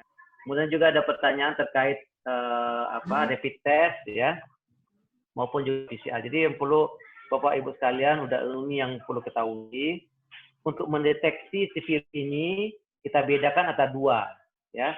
Ada namanya mendeteksi virus, kemudian kedua dengan cara mendeteksi antibodinya. Ya, kalau virus kita gunakan alat namanya PCR, ya, bisa secara PCR manual, bahkan sekarang sudah berkembang namanya rapid amplification PCR. Ya, kalau kita dulu bicara TB dengan pemeriksaan gen expert, nanti ke depannya COVID-19 atau SARS-CoV ini juga akan diperiksa dengan menggunakan TCM tadi atau gen expert. Sedangkan untuk mendeteksi antibodinya, yang sering kali kita dengar adalah rapid test, itu hanya mendeteksi antibodinya. Ya, memang sampai saat ini bukan menjadi alat diagnostis untuk COVID-19, tapi hanya sebagai surveillance atau untuk screening. Karena banyak sekali bias untuk hasil dari rapid test ini. Ya. Kemudian ada pertanyaan lain, kalau keluar tanpa keluhan, bagaimana isolasi mandirinya? Ya, isolasi mandiri kalau prinsipnya adalah isolasi mandiri tentu mengurangi kontak dengan orang sekitar, termasuk anggota keluarga yang ada di rumah. Kalau memungkinkan, tentu si anggota keluarga yang terinfeksi tadi harus berada pada hanya satu ruangan, ya, termasuk untuk makan minumnya, kemudian alat minumnya harus tersendiri, dicuci bersih, termasuk untuk pakaiannya. Ya, jadi saya rasa cukup, Dr. Mul. Oke, baik, terima kasih Dr. Andika. Sebelum saya sampaikan ke Adinda Rudi, barangkali dari peserta partisipan ada yang ingin bertanya, silakan. Silakan kalau ingin bertanya secara langsung. Tidak ada. Baik, silakan dilanjut Rudi. Banyak pertanyaan favorit sekali nih buat pejabat BUMN ini untuk pertanyaan yang hal-hal yang berhubungan dengan UMKM dan sebagainya. Terima kasih. Dari Rida Rawatul Jannah, itu kenapa tidak diambil upaya untuk mencetak uang?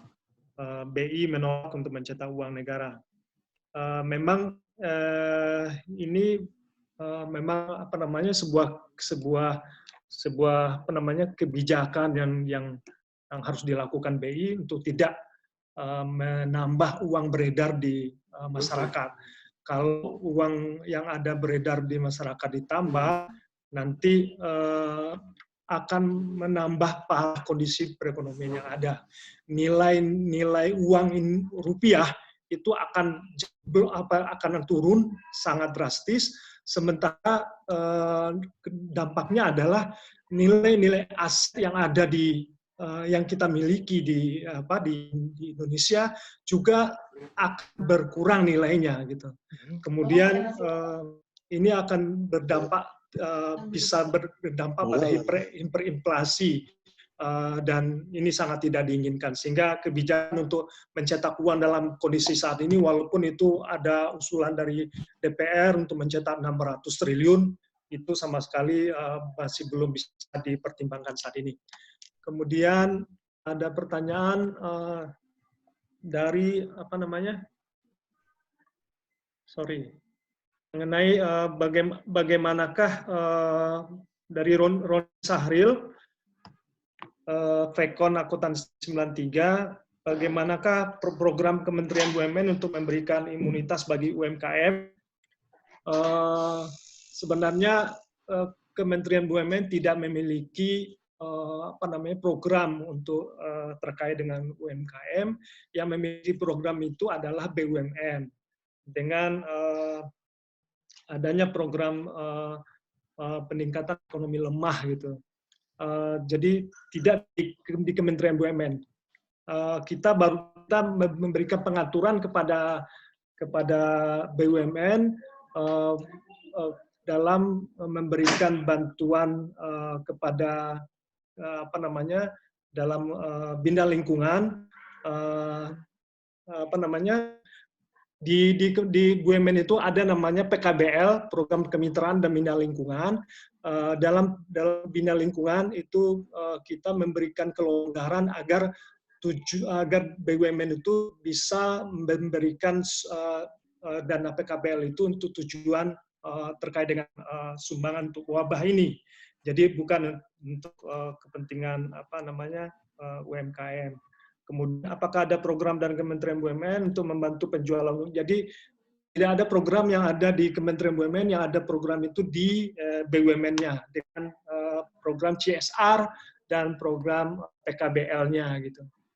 Oke. Baik, terima kasih Rudi. Silakan yang partisipan yang ingin bertanya secara langsung. Muhammad Fadal, silakan. Silakan, Muhammad Fadal. Assalamualaikum warahmatullahi wabarakatuh. Ya, silakan. Waalaikumsalam. Langsung saja, udah. Terima kasih atas kesempatannya.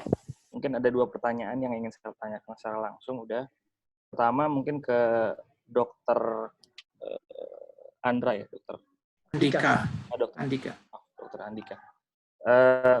Ada beberapa kriteria yang kita bisa lihat dalam aturan PSBB, yaitu PP 21 tahun 2020, yang intinya itu di pasal di pasal 3 itu PSBB itu harus memenuhi kriteria jumlah kasus dan atau kematian akibat penyakit meningkat dan menyebar secara signifikan dan cepat ke beberapa wilayah, dan terdapat kaitan epidemiologis dengan kejadian serupa di wilayah atau negara lain.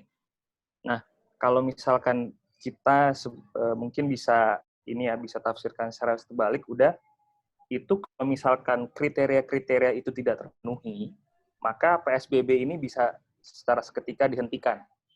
Nah, sekarang mungkin pertanyaan saya ke dokter, itu sebagai ahli kesehatan, apakah menurut ilmu kesehatan atau epidemiologis, itu langkah penerapan model PSBB seperti saat ini sudah cukup efektif untuk mencapai kriteria-kriteria tersebut, Pak Dokter? Pertanyaan pertama.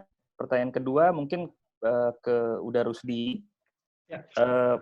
Pertanyaannya adalah, apakah kebijakan dari pemerintah dengan memberi berbagai paket kebijakan sebagai upaya penanggulangan COVID seperti relaksasi pajak, kredit dari OJK, perlindungan tenaga kerja sesuai dengan SM, Menak, dan lain-lain, sudah sesuai gitu udah dengan keadaan sekarang? Atau mungkin ada skema dari pandangan Uda Rusdi untuk skema terbaik penyelamatan UMKM? Karena jujur saja, kalau dalam ekonomi normal ya udah ada supply dan ada demand. Tapi sekarang kan kayak udah bilang tadi, ada harus peningkatan promosi dan segala macam. Sementara sekarang tidak hanya dalam negeri, tapi dalam luar negeri pun juga faktor demand itu hancur lebur. Karena memang ekonomi sekarang lagi turun. Nah, sekarang bagaimana untuk meningkatkan atau untuk menyelamatkan di dua belah sisi, supply yang terselamatkan dan demand-nya juga terselamatkan? Apakah ada skema yang bisa dilakukan antara UMKM dengan pemerintah bekerja sama begitu untuk paling tidak mungkin bansos sekarang mungkin, bantuan sosial pemerintah gula, padi dan segala macam, beras maksud saya, mohon maaf, beras dan segala macam, itu bisa diambil dari produsen UMKM, dibeli oleh mungkin udah ditangkap ya. Oke. Udah ditangkap pertanyaannya. Ya. Terima kasih. Baik, Assalamualaikum terima kasih Fadel. Silakan Dr. Andika. Ya, jadi terima kasih Dr. Mo, terima kasih Fadel. Jadi pertama, kalau kita bicara kebijakan kesehatan, sebenarnya ada 3 kebijakan pemerintah yang bisa kita implementasikan untuk terkait kesehatan. Ya, satu kita sebut namanya travel restriction, jadi restriksi perjalanan. Ya, tentu tujuan restriksi perjalanan tadi mencegah datangnya kasus baru pada suatu komunitas. Ya, itu akan kita lakukan kalau di negara kita belum ada kasus. Ya, kedua kebijakan yang bisa kita lakukan kebijakan karantina. Ya, karantina itu kita lakukan untuk mencegah kemungkinan transmisi di dalam komunitas. Maka PSBB ini bagian dari kebijakan tadi. Karena di negara kita sudah terjadi lokal transmisi dan community transmisi. Ya, jadi kalau dari sisi kesehatan itu sudah tepat karena tujuannya untuk mencegah transmisi di komunitas dan juga transmisi lokal. Dan ketiga kebijakan pemerintah yang bisa dilakukan dan itu sudah dilakukan adalah kebijakan untuk mencegah silent transmisi. Ini transmisi yang sifatnya silent dengan mengurangi kontak ya antar individu. Makanya kita lakukan namanya physical distancing, kemudian kita menggunakan masker, termasuk cuci tangan itu bagian untuk mencegah silent transmisi. Kita nggak tahu OTG ini atau orang terkonfirmasi positif ini akan menulari apa tidak. Makanya ketiga kebijakan tadi harusnya segera kita lakukan. Ya, jadi restriksi perjalanan untuk mencegah kasus baru datang pada satu komunitas, ya, makanya mudik dilarang. Ya. Kedua, untuk mencegah menularnya penyebaran komunitas kasus baru kita lakukan dengan PSBB atau lockdown, ya. Yang ketiga tentu dengan mencegah silent transmisi dengan jaga jarak, ya, menggunakan masker, cuci tangan. Mungkin demikian. Baik, terima kasih. Silakan Rudi lanjutin. Ya, terima kasih udah Yang Mulyadi. Fadel, terima kasih atas pertanyaannya. Bagaimana peran pemerintah dalam mendorong masyarakat menjadi lebih baik dalam kondisi terdampak COVID ini, dan kemudian adanya upaya dari pemerintah untuk bisa menyelamatkan supply dan demand. Ya. Menurut saya memang apapun yang dilakukan oleh pemerintah semestinya tidak hanya memberikan upaya bantuan dana saja secara konsumtif, tetapi perlu menggerakkan roda perekonomian ini. Intinya supply dan demand ini secara lebih lebih baik. Memang ada keterbatasan karena social distancing ini sehingga tidak bisa leluasa pergerakan orang dan pergerakan barang, sehingga memang yang bisa dilakukan adalah dorongan-dorongan terbatas. Mungkin yang disampaikan oleh saudara Fadel tadi bahwa dan itu saya yakin dilakukan oleh pemerintah terkait dengan bantuan sembako itu dilakukan dari sumber dalam negeri, sehingga pada satu sisi pasti itu akan meningkatkan menggairahkan sisi produsen gitu. Namun apapun itu menurut saya pemberdayaan di masyarakat itu perlu kita harus tetap lakukan dengan kondisi saat ini. Mungkin yang bisa dilakukan ketika tidak bisa melakukan bekerja di kantor, kemudian secara lebih leluasa, kemudian dirumahkan dan segala macam, bisa mencoba bisnis online misalnya, walaupun tidak gampang untuk memulai bisnis online itu. Mungkin kalau menurut saya sih yang bisa menyelamatkan masyarakat ini adalah masyarakat itu sendiri. Peran serta dari pemerintah itu mengakselerasi, tapi masyarakat itu bisa saya kira solidaritas sosial itu perlu kita bangkitkan kembali. Orang-orang miskin yang ada di sekitar kita perlu kita lihat untuk kita bisa bantu segala macam dalam kondisi saat ini. Tapi tetap saja pemerintah fokusnya saat ini adalah bagaimana mengupayakan semaksimal mungkin COVID-19 ini menjalani trennya itu menurun dan bisa hilang dari Indonesia dan bisa hilang dari dunia lah, pada dunia, sehingga ekonomi bisa menjadi normal. Terima kasih, udah Rudi, udah melihat. Baik, terima kasih Pak Rudi. Silakan kepada Rizky. Ini ada beberapa pertanyaan yang masih menggantung tadi. Rizky, halo Rizky. Oh, Rizky kayaknya sinyalnya hilang timbul. Halo, Bapak. Halo ya, Rizky silakan. Halo. Ya silakan, bisa. Terkait dengan pertanyaan Ulia, Ike, Dery, Ariati, dan pertanyaan Mas Lukman, itu hampir sama tentang kebijakan yang efektif ya terkait dengan PSBB. Sebenarnya di dalam slide saya jelaskan, tapi memang terkait waktu tidak bisa lebih panjang. Ada dua konteks yang bisa diambil oleh pemerintah. Pertama, bagaimana menggerakkan seluruh solidaritas nasional. Jadi regulasi yang banyak itu tidak akan berarti tanpa ada solidaritas nasional. Kemudian tidak sesuai dengan kebutuhan masyarakat yang ada. Saya mengutip salah satu teori yang sering dipakai dalam pembentukan regulasi, adalah teori tentang utilitarian, the greatest happiness for the greatest the number. Jadi dalam step pembuatan pengaturan perundang-undangan dalam Undang-Undang 12 tahun 2011, ada di situ tentang azas ekonomi, azas keadilan, azas keterbukaan, dan azas kepastian hukum. Nah, terkait itu harus masuk semua dalam pembuatan regulasi yang ada. Sehingga tidak ada lagi tumpang tindih terkait dengan peraturan-peraturan teknis.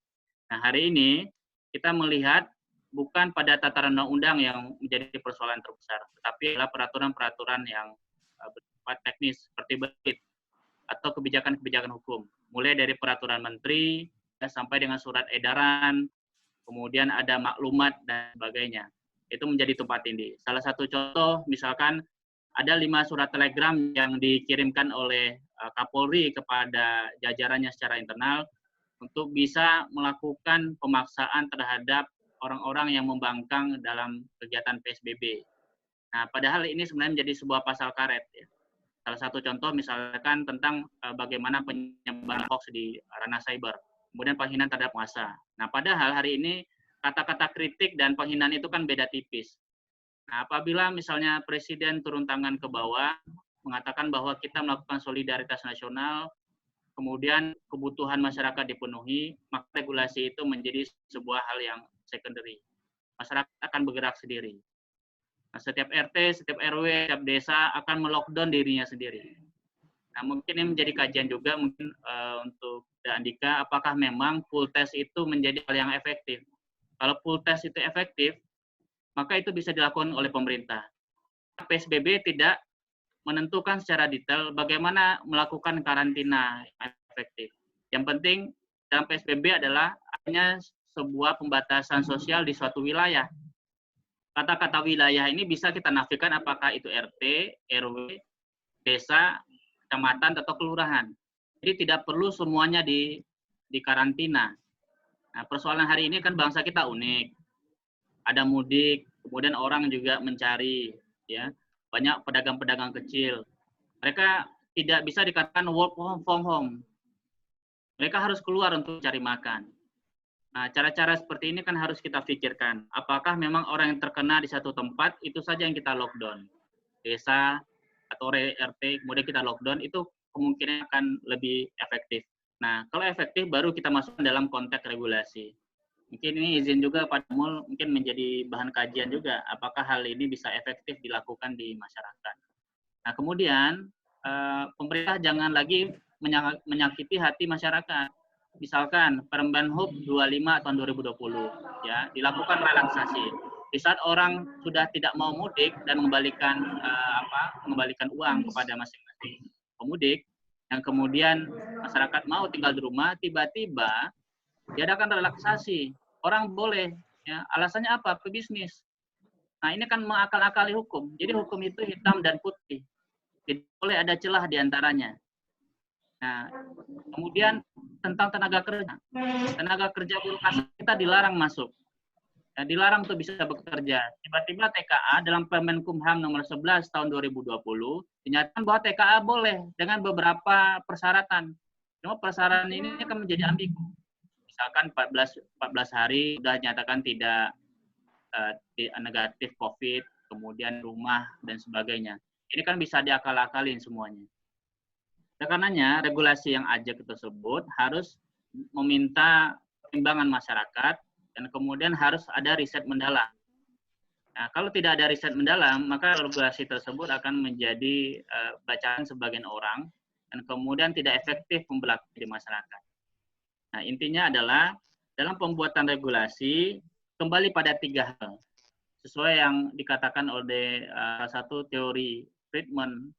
Pertama, harus lurus dulu legal substance-nya. Regulasinya harus lurus dulu.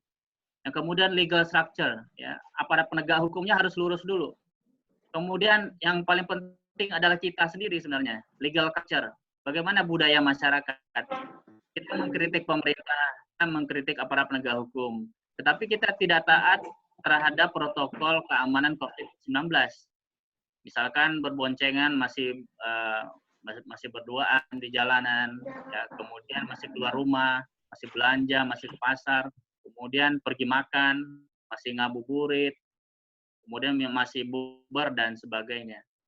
Nah, ini konteks 3 ini harus duduk tuh. Apabila regulasi sudah duduk terkait dengan persoalan norma, maka insya Allah sebenarnya tidak perlu ada pemaksaan dari presiden, kemudian pemaksaan dari aparat penegak hukum. Jadi masyarakat akan sadar dengan sendirinya. Dan itu jawabannya, Damul. Ya, baik. Terima kasih Rizky atas jawabannya. Saya pikir cukup produktif pertemuan kita sore ini. Ada 96 peserta yang hadir dengan 52 penanya yang terjadi interaksi di dalam temuan hari ini. Barangkali ada beberapa pertanyaan yang tidak bisa terjawab. Kami akan mencoba memfasilitasi. Dan saya barangkali tidak akan mengambil kesimpulan dari pertemuan hari ini. Saya persilakan Bapak, Ibu, saudara-saudara semua menyimpulkan apa yang menjadi poin pembicaraan kita hari ini. Ini adalah langkah awal yang kita lakukan sebagai generasi, sebagai intelektual yang ada di negeri ini untuk memberikan kontribusi kepada negara. Kami akan mencoba memfasilitasi kegiatan ini secara rutin. Insya Allah kita akan bertemu 2 minggu akan depan dengan kita namakan Jabodetabek Sharing Club, sehingga kita akan berbicara satu topik dari multidisiplin sebagai alumni suatu universitas yang terdiri dari beberapa fakultas. Barangkali kita bisa memberikan kontribusi yang lebih. Terima kasih semua, terutama kepada pembicara, kepada Dr. Andika Chandra Putra, Ketua Alumni Ikatan Fakultas Kedokteran Universitas Andalas Jakarta Raya. Khusus Fakultas Kedokteran nama Jakarta Raya karena wilayahnya hanya menyangkut Jakarta dan Tangerang, di luar Bekasi dan Depok, Jakarta Raya. Sementara IKA-UNAN-nya Jabodetabek gitu. Jadi 3 gubernur IKA-UNAN-nya, tetapi IKA-FK-nya cuma 2 gubernur yang diawasin. Terima kasih kepada calon Menteri BUMN kita, Pak Rudi Rusli. Insya Allah suatu saat jadi Menteri BUMN Indonesia. Saya pikir problem ekonomi salah satu hal yang sangat signifikan saat ini, yang sangat berdampak kepada masyarakat Indonesia. Peran serta masyarakat adalah satu hal esensial. Pemerintah adalah sebagai akselerator untuk bisa berjalan ini. Adinda Rizky, suatu penilaian, suatu analisa yang sangat bernas dari sisi hukum. Saya pikir membuka wawasan kita terhadap apa-apa yang menjadi konsep. Barangkali sebagian dari kami hanya melihat dari sisi mikro, dari sisi disiplin ilmu masing-masing. Tapi ketika disampaikan wawasan dari sisi hukum, itu adalah satu hal yang esensial. Begitu banyak PR yang harus kita hadapi di negara ini. Sehingga kita, barangkali peran daripada kita sebagai alumni sebuah universitas, apalagi alumni sebuah universitas tertua di negara ini, bisa memberikan kontribusi buat Republik. Barangkali itu saja. Kami akan menyiapkan buku karangan perdana untuk khusus awam dari Dr. Andika. Kami akan mengirimkan dengan alamat-alamat Bapak Ibu semua. Terutama karena keterbatasan, kami akan kirimkan kepada yang berperan aktif untuk ikut dalam kegiatan ini. Nah, tapi tidak tertutup kemungkinan kita bisa mendistribusikan kebutuhan kalau seandainya Bapak Ibu membutuhkan buku-buku yang dikarang oleh Dr. Andika. Begitu kan Dr. Andika? Ya, siap. Ya, jadi baik. kalau misalnya ada yang berminat, bisa dipesan melalui Tokopedia dan Bukalapak.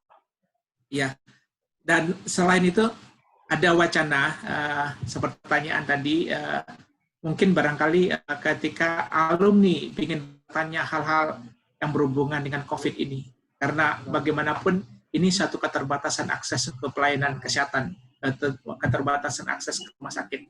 Barangkali IKFK UNAN bisa fasilitasi online chatting komunikasi, sehingga alumni Universitas Andalas yang berjumlah 10.000 yang ada di Jabodetabek ini bisa mendapatkan informasi yang lebih akurat terhadap kondisi pandemi ini. Baik, hari ini peserta kita ada yang dari Sidrap, saya tangkap dari NTT, dari Bandung, dari Medan, dari Padang sendiri, di sini ada yang Jabodetabek. Terima kasih sekali atas peserta hari ini. Mudah-mudahan pertemuan hari ini menjadikan sesuatu hal yang merupakan suatu hal yang produktif buat negara ini. Dengan mengucapkan puji syukur kehadirat Allah Subhanahu wa taala, saya sebagai moderator mohon maaf kalau ada yang tidak berkenan.